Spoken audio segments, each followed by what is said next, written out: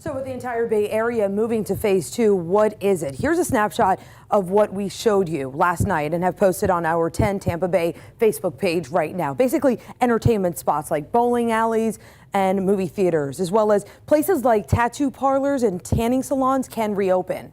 But one of the biggest ones that are opening right now, bars and pubs, they are set to reopen. 10 Tampa Bay's Angelina Salcido spoke to an owner who's both excited and concerned for the doors to open once again. When you walk around Ybor City now, you're going to see a lot of businesses are boarded up like this. Not all of them are, though, as we move into phase 2. Coronavirus concerns have changed the structure of Ybor City. It's been tough.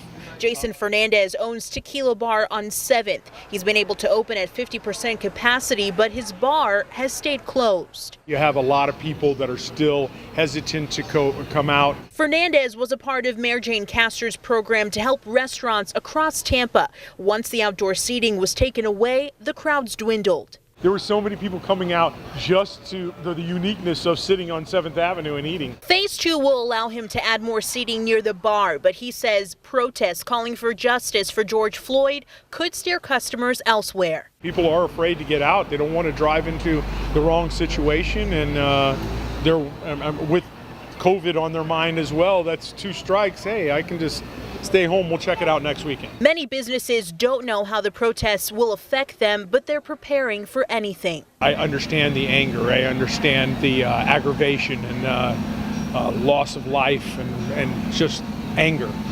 So I understand, but I'm ready for us to get back and reunite. Now, protests for George Floyd will be happening in Ybor City again tomorrow at 5 p.m. Jason tells me he does not plan on boarding up his bar. And as we prepare for phase 2, of course, Ryan walked us through the numbers and this 3-day run of increased cases. Tonight, I spoke with USF Health's Dr. Jill Roberts for a sharper insight into why we may be seeing those spikes right now. So I think this peak is actually occurring due to the holiday. So you have to remember that the coronavirus has about a 10 to 14 day incubation period.